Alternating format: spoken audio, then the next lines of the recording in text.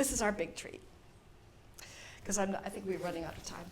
And we have a few minutes left. And John and the lovely Susan Angela are going to read one colloquy in its entirety. It's called Abattis et eruditae, the abbot and the learned woman. The learned woman was based on Sir Thomas More's eldest daughter, Meg, who was indeed. And Magdalia. That's exactly right. You describe them? No, Antronius, a vapid, venal, and profligate clergyman. Oh, Erasmus was not a big fan of clergymen, I'll just tell you that. Magdalena, a well-educated woman. What a dump! What, isn't my house elegant enough for you? I don't know how elegant it is, but it's certainly not becoming either for a maiden or a married woman. Why would you say that? Because there's books lying about everywhere. What? You've lived a good long life as an abbot and a courtier, and you've never seen books in a woman's Well, of house? course I've seen books, but they were French novels, not Greek and Latin classics. What? Are French romances the only ones that teach wisdom? Well, what wisdom? Ladies don't need wisdom. They should have pleasant diversions to while away their leisure hours. Can't women be wise and also have pleasant diversions to enjoy life? You shouldn't confuse being wise with enjoying life. Women shouldn't bother with wisdom. Their business is pleasure. Girls just want to have fun. Shouldn't everyone strive to live well? Of course they should. Well, how can anyone live a pleasant life that is not also a good life? No, it's just the opposite. How can anyone enjoy life if they're being good all the time? Oh, so you approve of living a bad life as long as it's fun? Well, if you ask me, I think we live a good life if it's a pleasant life. Where do you think pleasure comes from? From the external world or from the mind? Well, from the external world, of course. Oh, subtle abbot, but thick-skulled philosopher. Pray tell me, what do you think makes life sweet? Well, feasting and sleeping, liberty and wealth, and honors, of course. But suppose to all these things, God should include wisdom. Wouldn't you be able to live a more happier life then? Well, that all depends on how you would define wisdom. This is wisdom. To know that a man is only happy if his mind is at peace. Wealth, honor, status, none of those make a man happier or better. Oh, if that's wisdom, I don't want anything to do with it. Well, suppose that I take more pleasure in reading a good book by a wise author than you do in hunting, drinking, and gambling. Would you think that I don't have a happy life? I certainly would enjoy that sort of life. No, I'm not asking what you would enjoy. I'm asking what you ought to enjoy. Well, I certainly wouldn't want my monks to spend their time reading books. My husband approves of my reading. Why wouldn't you want your monks to enjoy books? Because I wouldn't want them arguing with me. I don't want them to know more than I do. You could avoid that by learning more than they do and becoming as wise as possible. I don't want to do that. Why not? I don't have the time.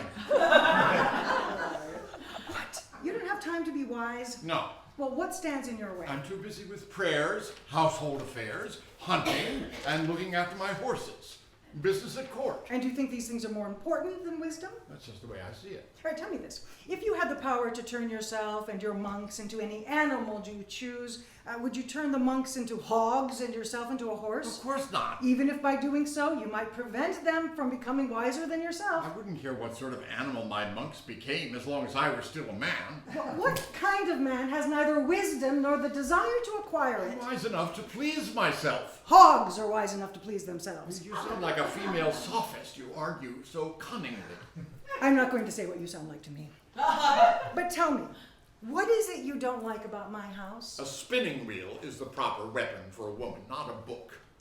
Isn't it a woman's business to take care of her family and teach her children? Yes. And you think so weighty an office can be done without wisdom? Oh, no, I didn't say that. Well, I learn wisdom from books. I have 62 monks under my care in my cloister. You won't find a single book in my chamber. That's a fine way to look after your monks. I can take books all right, but I can't stand books in Latin. Why is that? Look, Latin is not suitable for the female tongue Well, I would like to know the reason for that. because it does nothing in defense of their chastity. Oh, but how do French romance novels, which are stuffed with the silliest nonsense, contribute to chastity? Well, there's another reason. Well, whatever it is, spit it out. Women are safer from the priests if they don't understand Latin. That's the last thing to worry about coming from you. But you'll do whatever it takes to avoid the pain of learning any Latin. Common people agree with me. It's a rare and unusual thing for a woman to know Latin. Why tell me what the common people think? They're the worst examples in the world to follow. What do I care about custom? Custom, it's the mistress of all evil practice. We ought to accustom ourselves to the best things. By that means, what is uncommon would become habit. What is difficult would become easy. What is awkward would become graceful. Well, I hear you, but... Is it becoming for a German woman to learn French? Of course. Well, why is that? Because then she can converse with anyone who speaks French. Then why is it unbecoming for me to learn Latin? In Latin, I can have daily conversations with so many elegant, learning, and wise authors and faithful counselors. But books destroy women's brains. What little brains they have. What little brain you have, I cannot tell.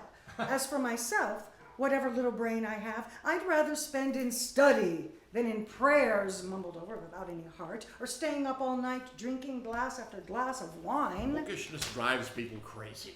And doesn't the blather of your drunken buddies drive you crazy? Not at all. My buddies help me pass the time. How can it then be my pleasant companions, my books? How can it be that they would drive me crazy? I'm just saying. In my experience, it's quite the contrary. How many more do we see driven insane by hard drinking, unseizable fasting, and staying up all night gambling, which destroys both health and senses? That's the road to madness. By my faith, I would never want a learned wife. Oh, thank heavens my husband is not like you. Learning endears him to me and me to him. It's a thing we share. Learning takes a lot of work. Life is too short. My brilliant sir, pray tell me. Suppose you were to die tomorrow. Would you rather die a fool or a wise man? If I didn't have to work for it, I'd rather die a wise man. But there is nothing to be attained in this life without working for it. Whatever we get in life, whatever pains we take to get it, we must leave it all behind us when we die. Why then should we not take the pains to attain the most precious thing of all, the fruits of which will accompany us into the next life? I have often heard it said that a wise woman is twice a fool. Indeed, that has been said. But it has been said by fools. A woman who is truly wise does not think herself to be so, but on the contrary, one who knows nothing thinks herself to be wise, and that is being twice a fool.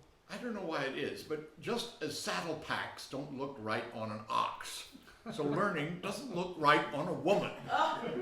I suppose that's true. But you can't deny that saddle packs would look better on an ox than a mitre looks on an ass or a sow. There was a time when princes and emperors excelled as much in learning as in might. But even now, that isn't so rare as you think. In Spain, in Italy, there are more than a few women of the highest rank who can rival any man, and in Washington. No, it would be up to you to forbid. But if you keep on as you've started, geese may do the preaching sooner than put up with you tongue-tied pastors. The world's a stage that's topsy-turvy now, as you see. Every man must play his part or get off the stage. How did I run into this woman? When you visit us, I'll treat you with more courtesy. How? We'll dance, drink, play games, and laugh. I'm laughing already.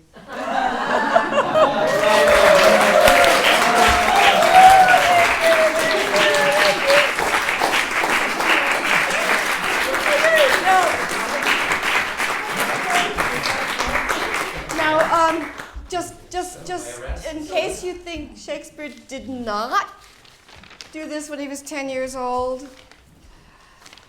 you have Touchstone. All the world's a stage. All the world's a stage, and then Touchstone and As You Like It. Why thou sayest well, I do now remember a saying, the fool doth think he is wise, but the wise man knows himself to be a fool. That's Actually, from Socrates too, but I happen to think that Shakespeare got it. What? This is one of Erasmus's colloquies that was performed by 10, 11, 12-year-old boys in Stratford who were also studying rhetoric. And you found these in that book? Yeah, anybody, they're available to anybody. All the thousands and thousands and thousands of books written about Shakespeare in his education, and nobody's ever read these things. It's amazing, isn't it?